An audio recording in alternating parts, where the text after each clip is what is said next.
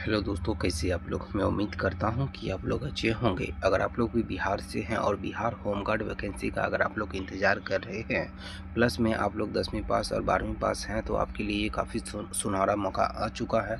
तो आज की इस वीडियो में हम आपको बिहार होमगार्ड से रिलेटिव पूरा डिटेल बताने वाले हैं। बस आपको क्या करना है, इस वीडियो को एकदम लास्ट तक देखना है।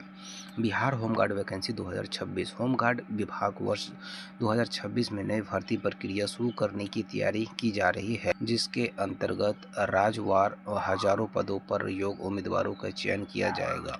यह भर्ती उन अभ्यर्थियों के लिए है एक बेहतरीन अवसर है जो सुरक्षा सेवा क्षेत्र में सरकारी नौकरी प्राप्त करना चाहते हैं, और इस भर्ती के तहत 10वीं और 12वीं पास उम्मीदवार भी आवेदन कर सकेंगे और जल्द ही इसका नोटिफिकेशन आधिकारिक नोटिफिकेशन जारी कर दिया जाएगा। ठीक है, तो जितने भी स्टूडेंट बिहार होमगार्ड का अगर आप तैयारी कर रहे हैं, तो आप जल्दी से जल्दी आप तैयारी को और जोरों शोर कर दीजिए। इसमें जो कुल पद आने वाला है वो 13,500 पदों पर ये वैकेंसी आएगा, जिसमें आवेदन के माध्यम है, ये ऑनलाइन है। आवेदन कब से शुरू होगा, जल्द ही घोषित कर दिया जाएगा। ठीक है, उसके बाद इस आवेदन की अगर हम तिथि की बात करें तो ये भी आपको बहुत जल्दी आपको घोषित कर दिया जाएगा। लेकिन अगर आप जनरल या BC या BC या EWS में आते हैं तो आपको 200 रुपया इसको लगेगा फॉर्म को अप्लाई करने में। वही अगर आप SC ST से आते हैं तो आपको 100 रुपया लगेगा। ठीक है, और बिहार की सभी श्रेणी की महिला, जितने भी महिला हैं उनको 100 रुपया लगने वाला है। टोटल वैकेंसी उन्होंने 13,500 देगा। इसमें जो अगर हम बात करें क्वालिफिकेशन की, तो 12वीं समक्ष पास होना चाहिए। अभ्यर्थी के उच्च माध्यमिका अथवा राज्य सरकार के द्वारा मान्यता प्राप्त समकक्ष परीक्षा उत्तीर्ण होना चाहिए। इसमें जो एज लगने वाला है वो 19 साल मैक्सिमम, और मिनिमम आपको 19 साल लगने वाला है और मैक्सिमम आपको 40 साल लगने वाला है। ठीक है, इसमें सिलेक्शन कैसे होता है, सबसे पहले आपका शारीरिक दक्षता परीक्षा बोले तो PET होता है, जो 15 मार्क ऊंची कूद, लंबी कूद तथा गोल फेंकना का होता है। फिर उसके बाद आपका दस्तावेज सत्यापन होता है, फिर आपका चिकित्सा, जिसे मेडिकल बोलते हैं। ठीक है, उसके बाद इसमें अगर हम बात करें कि जो शारीरिक योग्यता या दक्षता परीक्षा में दौड़, ऊंची कूद, लंबी कूद तथा गोल फेंक में क्या सब होता है, तो दौड़ आपका होता है 1600 मीटर का। ये बात को आपको हमेशा ध्यान में रखना है, और इस दौड़ को आपको 6 मिनट के अंदर में पूरी करना है।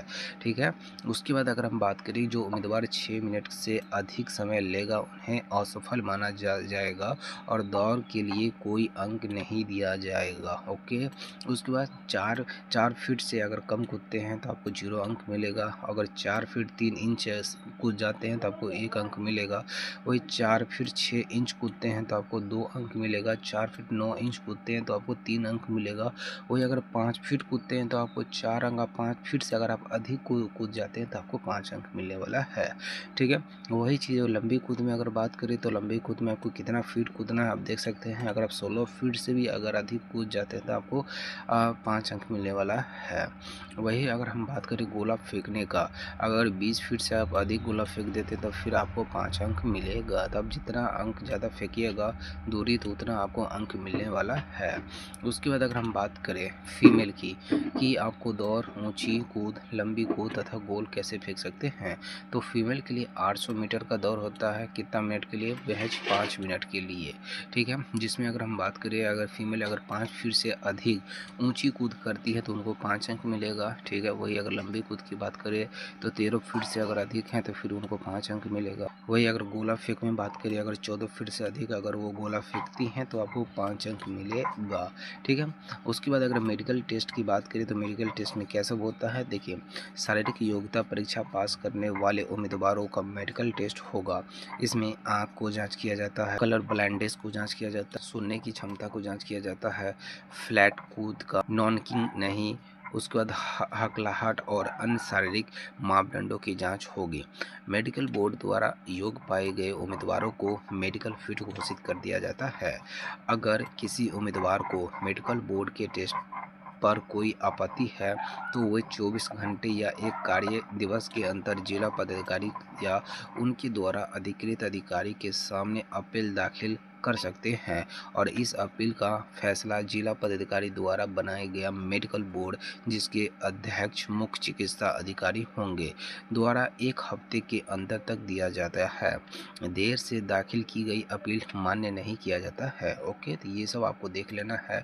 उसके बाद अगर आपको बात देखिए, ये आपको कब लागू होगा, जब आपके यहाँ पर मेडिकल में अगर आपको अनफिट कर दिया जाए, लेकिन आपको लगे कि हम तो फिट हैं, हमको तो कोई तकलीफ ही नहीं है, तब आप जाके जिला पदाधिकारी के द्वारा आप कंप्लेन कर सकते हैं।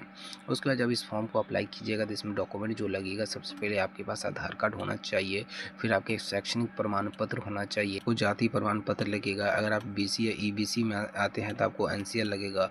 वही अगर आप एससी एसटी में आते हैं तो आपको जाति सर्टिफिकेट लगेगा। वही अगर आप ईडब्ल्यूएस में आते हैं तो ईडब्ल्यूएस लेटेस्ट लगेगा, 1 साल का लगेगा। निवास प्रमाण पत्र सभी को लगेगा।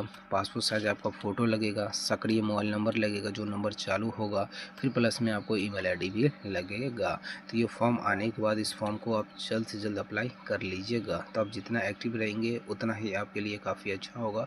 प्लस में आप लोग बिहार होमगार्ड का अगर आप तैयारी कर रहे हैं तो जल्द से जल्द और तेज़ी से तैयारी करना स्टार्ट कर दीजिए।